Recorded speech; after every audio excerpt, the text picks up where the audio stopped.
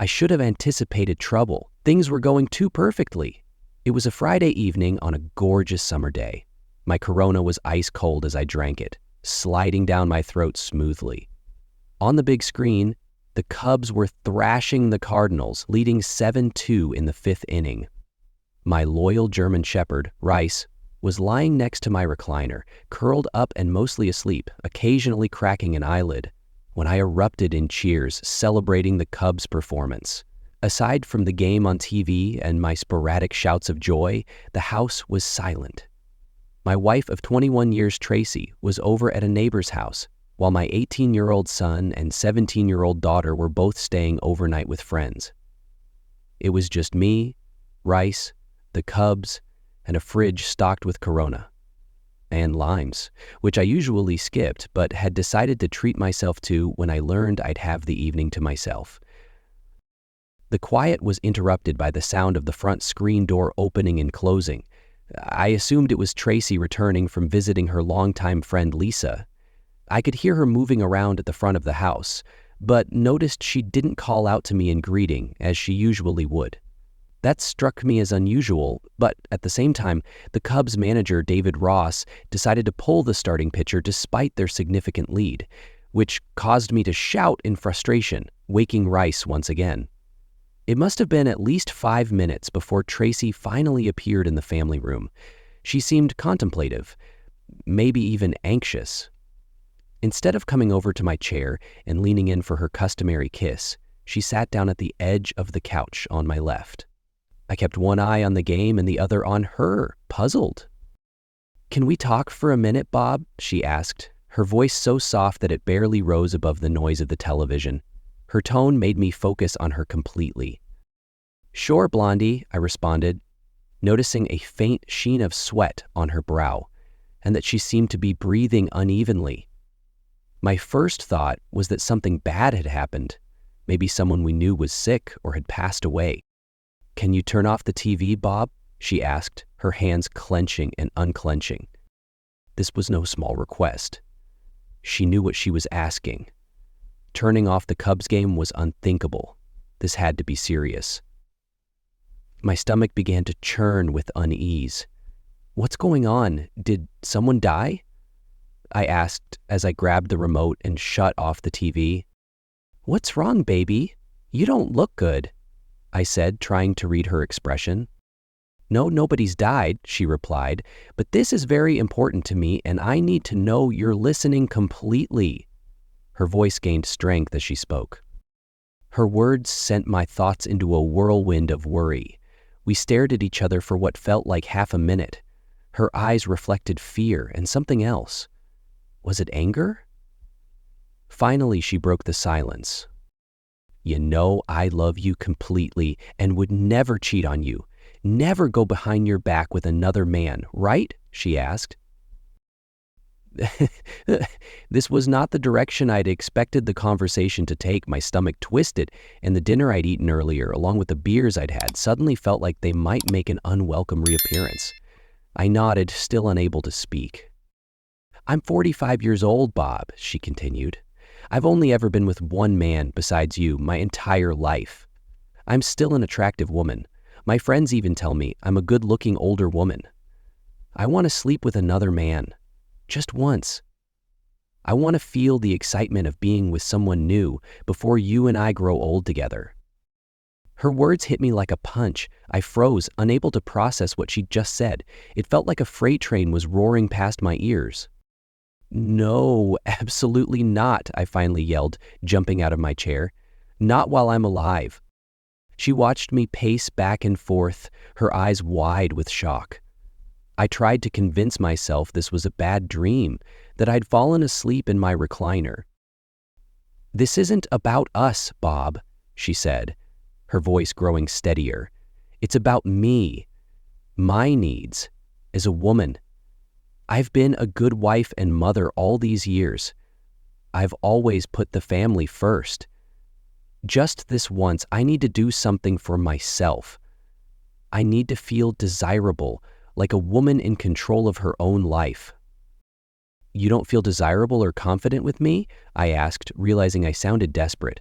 I tell you all the time how sexy you are, how much I love you. I don't think I've been subtle about it." "You do, and I love that," she said. "But this is about something different. My ego needs validation from someone else. It feels good to be noticed by other men. Doesn't it feel good when women notice you or flirt with you? I'm no different. I want to go out, be treated to a nice dinner, and feel desired by someone else. Just for one night. No love, just lust." "You're not just a wife and mother to me, Blondie. You're everything," I said firmly. "I can't let you do this. I won't let you do this." "You keep saying you love me. If you truly do, show me by giving me this. It would be the ultimate gift," she said. "No," I said, shaking my head.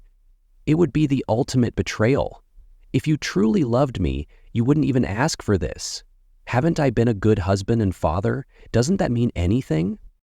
"But you had so many women before me," she countered. "I'm only asking for one experience to balance things out a little." "For your information, I've only been with 4 women in my entire life, including you," I said firmly, "and we agreed on fidelity when we got married." She hesitated. "I always thought you had far more experience than me. You just seem to know so much more." "I've read a lot to make sure I could please you," I replied. "So yes, it's still a hard no, and on Monday, I'll be contacting a lawyer to start the divorce process." "Divorce?" she repeated, her face a mix of shock and disbelief. "I understand how difficult it must have been for you to ask for something like this, which shows me just how serious you are about it. That also means you're not going to give up on the idea easily, and eventually you'll go behind my back to make it happen. At this point, I don't trust you not to, unless you've already done it, and this is just a way to get my approval after the fact." "No, I swear I haven't done anything with anyone yet," she said in a pleading voice. "I promised I wouldn't cheat, and I meant it. But now that I know you want to, you'd think actually doing it wouldn't even count as cheating anymore, right?" I responded, looking straight at her. Her inability to meet my gaze revealed everything I needed to know. "If you've gotten this far to work up the courage to ask me, it means you've been considering this for a long time. That makes me believe you already have someone in mind. I'd bet he's been part of the planning too. Lunches, dinners, you've already cheated on me emotionally at the very least." "By the way, who is he?" I asked sharply. "There isn't anyone specific," she muttered, her eyes fixed on a spot on the wall behind me. For about 15 seconds, the room was filled with silence as I stared directly at her. When she finally glanced back at me and saw the disbelief written all over my face, her cheeks flushed bright red. "You don't need to know, Bob," she murmured.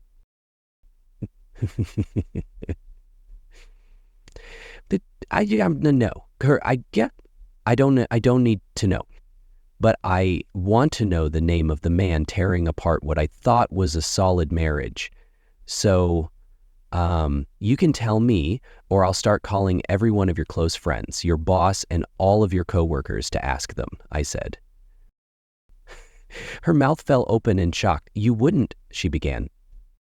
"Wouldn't I? What do I have to lose? My life is already in ruins. My marriage is over. What's a little humiliation for me at this point?"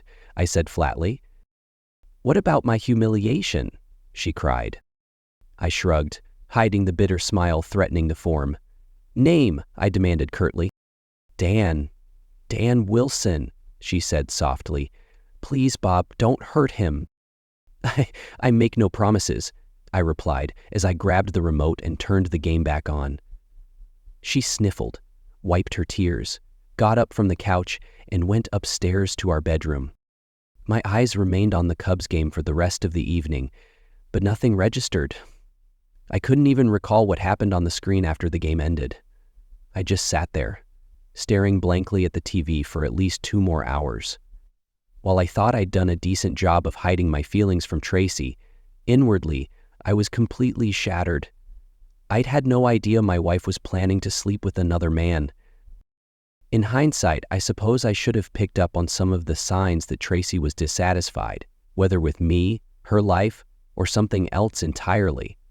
Over the past 3 months, she had grown more distant, not only from me, but also from the kids.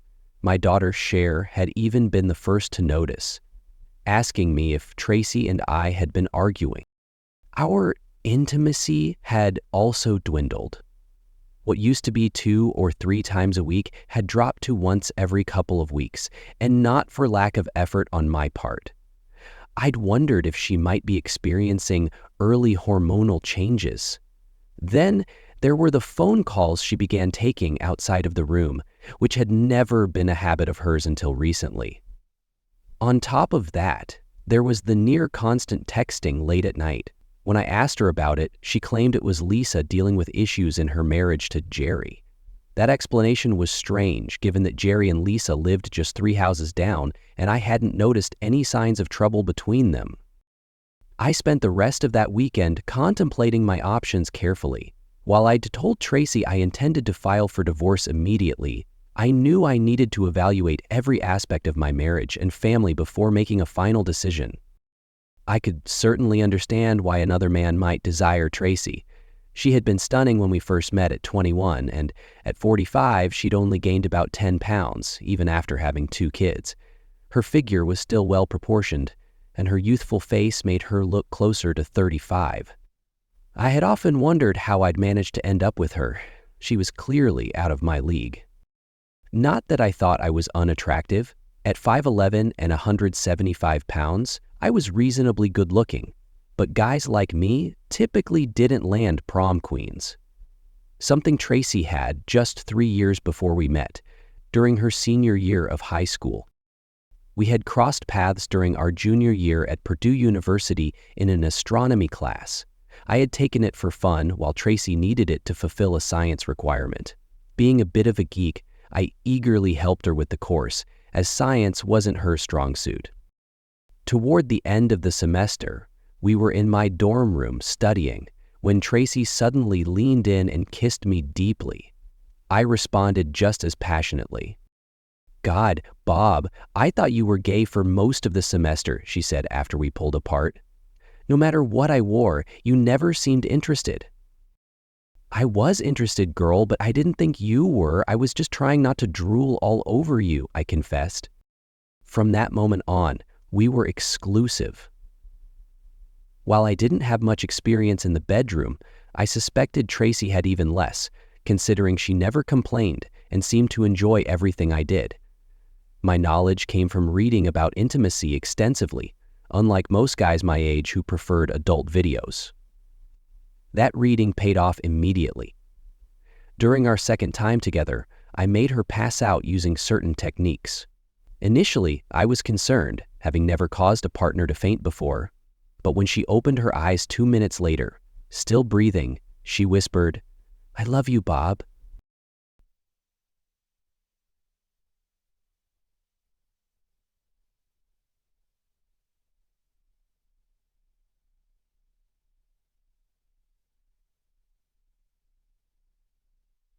Our son was born 3 years later, followed by our daughter. Life had been good to us financially. I worked in IT, and Tracy returned to her job as a banker once our youngest started school. This provided an amazing opportunity for us to travel and try new foods that were otherwise unexplored in Italy. I worked in IT. I worked in Tracy's office as a financial advisor. We got married 2 years after financially staggering. I worked in IT, and Tracy's was helping her step into her own. Now, our son was preparing to start as a freshman at Ohio State in a few months, and our daughter was about to enter her senior year of high school. In just 2 years, we were going to be empty nesters. We had spent months talking about our future, including plans for travel. I had loved this woman for nearly 23 years. On one hand, ending our relationship over her asking for permission to cheat felt excessive, but on the other, the fact that she had reached the point of requesting this was a serious issue. I wasn't naive. I understood that if she was bold enough to ask for permission to cheat, she might eventually go behind my back to do it. She had already admitted she didn't see it as cheating, even though I did. Then there was the emotional affair with Dan Wilson and their preparations for this physical encounter. Could I ever forgive that? First thing Monday morning, I called a divorce lawyer and scheduled a meeting for Thursday afternoon. Back at home, Tracy made every effort to convince me not to go through with it. "We didn't do anything, Bob. We're not going to," she cried. "Is that because you don't want a divorce or because you realize it's wrong?" I asked. She wouldn't meet my gaze or answer. "You're still hoping I'll change my mind and allow it, aren't you?" I said. That question earned me a hopeful glance, which sadly confirmed our fates. 1 week after meeting my attorney, I had Tracy served with divorce papers. We lived in a no-fault state and made similar incomes, so dividing finances was straightforward. With the kids nearing adulthood, custody arrangements were left flexible, with a non-custodial parent paying child support for 1 year. We agreed to sell the house and split the profits. Simple. 21 years over. Not quite. Tracy hired a sharp lawyer who convinced the judge to order 4 counseling sessions, with the option for more if deemed necessary. Our counselor, a woman in her mid-30s, shared the same perspective as my kids, and Tracy, since my wife hadn't physically cheated, why was divorce my only option? I explained to her, as I had to Tracy and the kids, that her request to seek intimacy outside of our marriage felt like a complete betrayal of our vows. Because of that, I could no longer trust her as my partner. Although I might still love her to some degree, I couldn't remain married to someone I didn't trust. "I swear I'll never try anything like this again, Bob. I don't need anyone but you, please," Tracy begged throughout most of the second session. "You're never going to change your mind, are you, Mr. Rasmussen? I can see it in your eyes," the counselor said near the end of our second meeting. "I'm going to stop wasting everyone's time and recommend the judge allow the divorce to proceed without further delay. My personal opinion doesn't matter, but I'll give it anyway. I think you're making a huge mistake. Your wife hasn't physically cheated, and it seems like counseling could help save your long-term marriage. She appears willing to make any compromises needed to preserve your relationship and family." I grimaced and sighed. I love Tracy deeply. I didn't make this decision lightly. "But here's the difference between how you and I see things, Dr. Baker. You called her promise to remain faithful a compromise. I call it honoring the vows she made to me 21 years ago. Vows she schemed with another man to break." When Tracy informed her parents about the divorce, my in-laws were furious. My mother-in-law called me the next day and screamed profanities for 15 straight minutes, pausing for breath only once. She began yelling the moment I said hello. Eventually, my father-in-law, who was usually the calmer of the two, took the phone away from her mid-rant. "She didn't even cheat on you and you're divorcing her after 21 years? Are you out of your mind, Bob?" he shouted. I calmly explained my side of the story. As I spoke, I could hear him making strangled noises and quietly muttering, "Really?"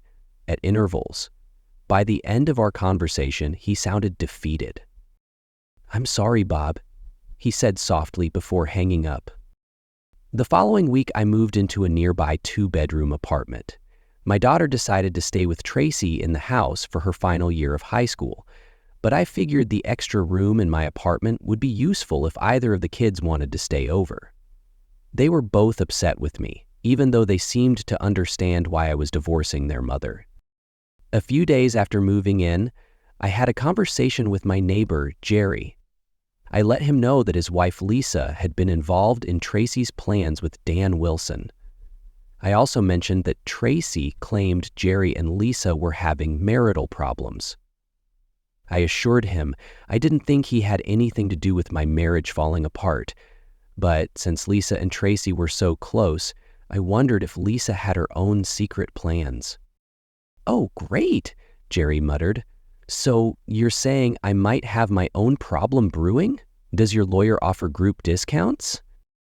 Social media turned out to be both a blessing and a curse for me. On the plus side, I found out everything I needed to know about Dan Wilson without hiring a private investigator, saving a fortune. Wilson was Lisa's co-worker, who had transferred from Cleveland to the local office about 6 months before my marriage began to unravel. He had a fiancée who was still job hunting in our city, so he drove back to Cleveland most weekends to see her. Apparently, he wanted my wife to be his warm body in town during the week. I wasn't sure if Tracy even knew about his fiancée. That was water under the bridge. Except for one thing. I made a phone call to Dan's fiancée. Soon after, I heard through the grapevine that their wedding was canceled. She reportedly told him, "You're welcome to have your old lady full-time." Did I mention her father was very wealthy? 2 weeks before my divorce was finalized, Tracy and I would have celebrated our 22nd wedding anniversary. I couldn't deny that I felt a deep ache for what I'd lost. But as I sat eating a Swanson TV dinner alone, I realized I had made the right choice for myself. If I'd stayed in the marriage, I'd have spent the rest of my life looking for signs that she was cheating. Deep down, I knew she would find a way eventually. She couldn't stand losing at anything and treated not getting her way as a defeat that had to be corrected. I sipped on a shot of single malt before heading to bed by 10 p.m. "Happy anniversary to me," I muttered. My phone rang around 1 a.m., and the screen showed it was my soon-to-be ex-wife. I considered letting it go to voicemail, but since I was already awake, I answered. On the other end, she was moaning loudly, clearly caught up in a moment of passion. I had heard those sounds enough times to know they were genuine, not some act. Through her incoherent cries, I managed to hear her urge her partner, presumably Wilson, to be rougher. I should have hung up right away, but I was paralyzed. I listened for another 2 minutes, long enough to hear her lover grunt as he climaxed. Then I ended the call just before they could start whispering sweet nothings to each other. I only wished I had been using a landline so I could slam the phone down for her to hear. If I had even the slightest doubt that I was making the right decision, that call erased it completely. Acting on my lawyer's advice, I had begun recording all conversations with Tracy. With my blood pressure spiking, I dialed my in-laws. When my father-in-law answered, I used my phone's recorder app to play back the entire 3-minute clip. And I had to admit, I doubted that little performance would ever be repeated in the future. Unlike my wife, I didn't seek comfort in others. Even after the divorce was finalized, I didn't share my bed with another woman for over a year. I'll admit, dating was a struggle. It had been 24 years since I'd last dated, and I hadn't planned on doing it again. Not staying in the loop turned out to be a terrible strategy, as the modern dating world had left me behind like a speeding freight train. Part of my hesitation was mental. I feared being blindsided again. I had loved Tracy and never saw any of this coming. There hadn't been a single clue. One noticeable shift since my dating days was the attitude of women. Back then, men took the lead, choosing their target, asking for a date, planning the activity, and paying for everything. Now, it seemed women were taking the initiative about half the time. They often had their own ideas about how a date should go and sometimes even paid. There were moments I felt like a dinosaur chasing a cheetah. Experiencing the dating world also revealed that Tracy's newfound selfishness wasn't an anomaly. Women today appeared far more confident, but also more self-centered. Many seemed to prioritize their own desires, sometimes at their partner's expense. If it worked for them, they believed it would work for the relationship. I had been there and done that, and not so long ago. I'm not going to complain about the physical aspects of being with women in their 20s. I'll admit, the first few times the intensity almost did me in. I think I even pulled a muscle. Once I adjusted to the energy level, though, the experience was incredible. I'm not saying Tracy wasn't good in bed, but at 45, she didn't have the stamina or flexibility of someone in their 20s. Then again, I didn't have the resilience of a 20-something man anymore, but I made up for it with skill.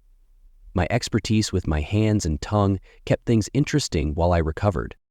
It wasn't all about younger women, though. I dated women ranging from 25 to 55. I guess you could call me an equal opportunity dater. Even so, I usually sought women closer to my own age, staying within my comfort zone. After a tough week, I finished a client meeting on the far side of town and stopped by the bar in a nice hotel. Still wearing my suit, I settled onto a tall stool and ordered a shot of Glenmorangie single malt. It was about 7 p.m. when I arrived. Around an hour later, a loud group of women celebrating a bachelorette party took over several reserved tables. There were about 15 of them, and they were rowdy. I decided to stick around and enjoy the entertainment, ordering a meal to eat at the bar. Naturally, the bride-to-be was the center of attention. She was a striking woman of around 25, with waist-length light brown hair and large brown eyes. I've always been a fan of long hair, so I found myself focusing on her for several minutes before shifting my attention to the rest of the group. That's when I saw her. She looked about 40, and I assumed she was the chaperone, the older, responsible figure there to keep an eye on the younger women. The first thing I noticed was how uneasy she seemed in her short black skirt, which kept riding up her legs. She kept tugging at it, unsuccessfully trying to pull it down. I smiled to myself. She had great legs. Her figure was also impressive. Her ample chest was only partially concealed by a tight lavender silk blouse. The blouse had a low V neckline that stopped mid-cleavage, revealing pale skin that didn't often see the sun. When she wasn't fidgeting with her skirt, she glanced down at her chest, as if checking to make sure she wasn't revealing too much. Her outfit seemed a little youthful for her, and I guessed one of the younger women had picked it out and convinced her to wear it. I silently applauded whoever had made that choice. The group was clearly having a great time, laughing, drinking, and eating. When a three-piece band started playing, several women got up to dance together. Their carefree dancing encouraged some of the men at the bar to approach the women, both on the dance floor and at their tables. Except for the chaperone. I waited about 10 minutes, and when no one made a move toward her, I decided to try my luck.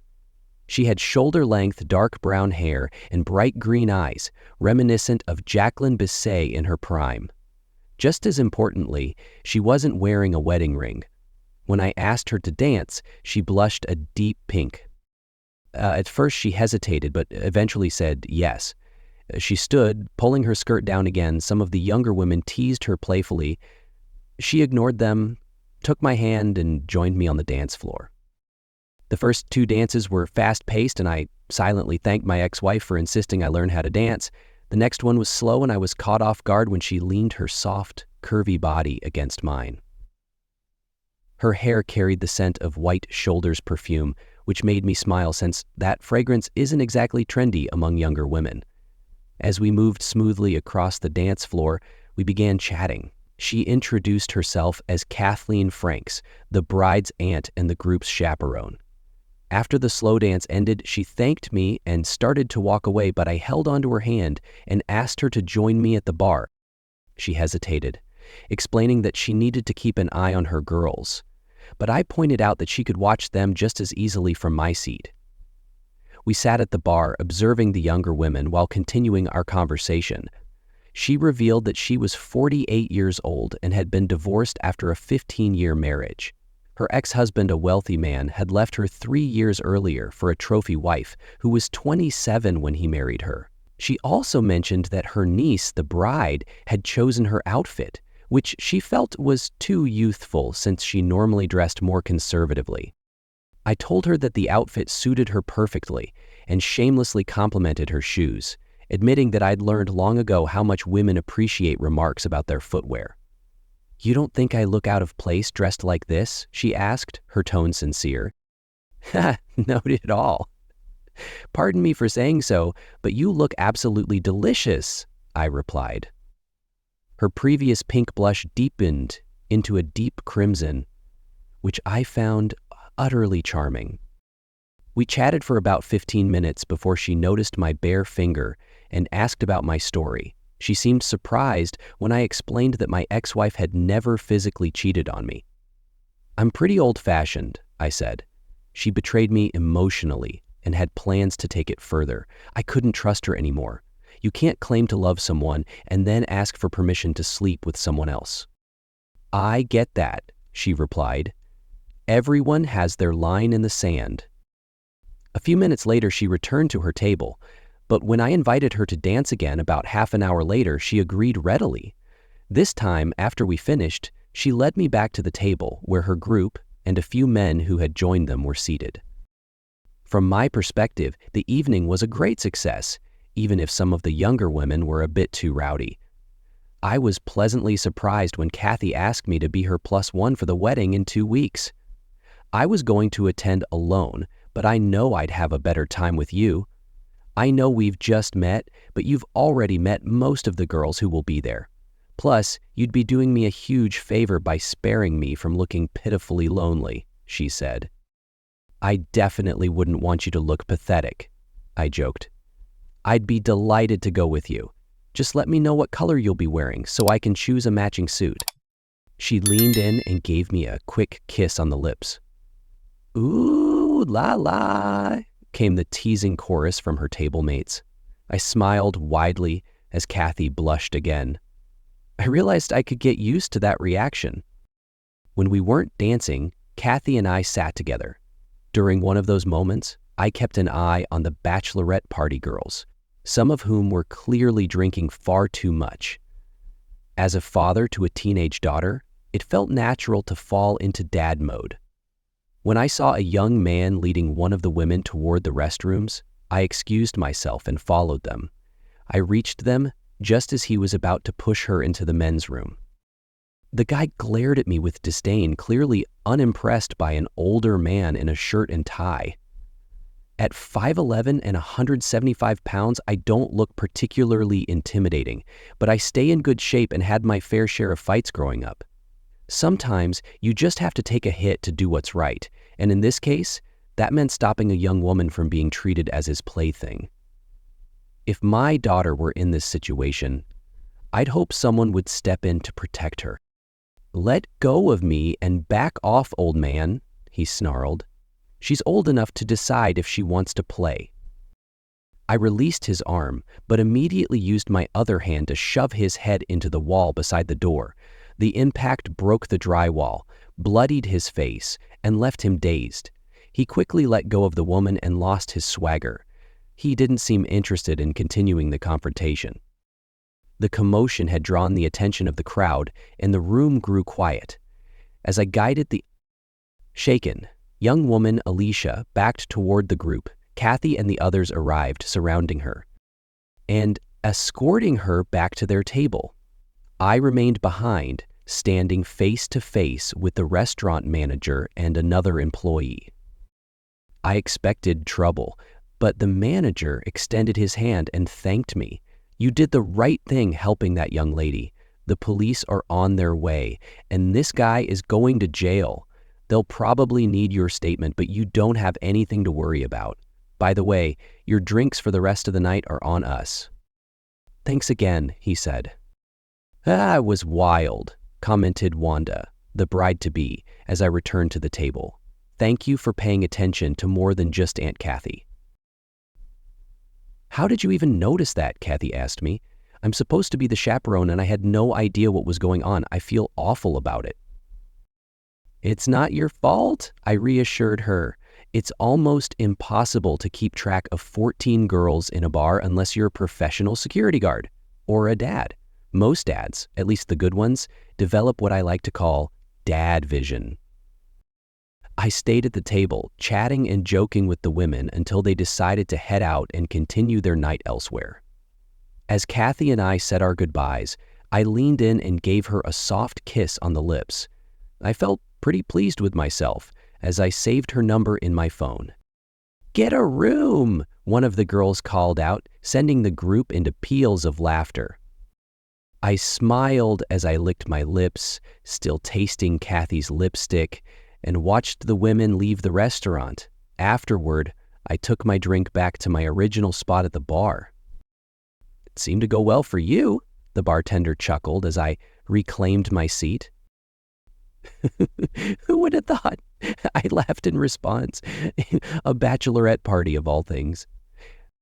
I ordered one last drink to celebrate my good fortune before heading out.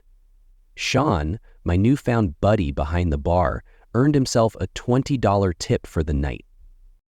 Kathy's dress for the wedding was light blue, so I chose my dark blue pinstripe suit, which I considered my lucky power suit. Together, I thought we made a striking couple, and several of her family members at the wedding seemed to agree. Many guests came up to thank me for stepping in to help Alicia. It turned out the bride had spent the past 2 weeks telling anyone who'd listen that I was some kind of hero. Heroic and handsome. What a winning combination. Kathy's sister Donna Fulham, the bride's mother, said with a smile as she gracefully approached to introduce herself before the ceremony. Thank you for looking out for the girls a couple of weeks ago and for improving my sister's taste in men. I also met Kathy's 24-year-old daughter, Marissa, and her fiancé, Ben. At least one of my parents isn't out trolling elementary schools for dates, Marissa said with a grin. Dad's definitely going to hate you if this lasts long enough for you to meet him. By the time the reception ended, I felt certain Kathy and I had a future together. A month later, I introduced her to my kids. My son warmed to her right away, but my daughter was more reserved. She was still somewhat upset about my divorce, clinging to the fact that Mom didn't even cheat on you. My son, however, understood. He had a steady girlfriend, and one night we had a meaningful conversation about fidelity and what it meant to each of us. Years later, Kathy and I retired. For our 25th wedding anniversary, we took an unforgettable Alaskan cruise. These days, with the help of a daily chalice and some Astroglide, we still make love every morning before starting our day. At our age, it's less about the physical side and more about maintaining a deep connection. All 3 of our children are married and doing well, and between them we have 6 grandchildren. I've only spoken to my ex-wife a handful of times since our divorce, including during our kids' weddings and a few Christmas celebrations. She's been married and divorced again, and according to my kids, she blames me for how her life turned out. I never actually cheated on him, she still tells them. Some people just don't understand. And that brings us to the end of today's story. Did it unfold the way you expected, or were there surprises along the way? I'd love to hear your thoughts. Share them in the comments below, and let's start a discussion. If this story kept you hooked, don't forget to hit the like button. And if you're new here or haven't subscribed yet, now's the perfect time. Join our community by subscribing and turning on notifications so you never miss out. Thanks for tuning in, and I'll see you in the next one.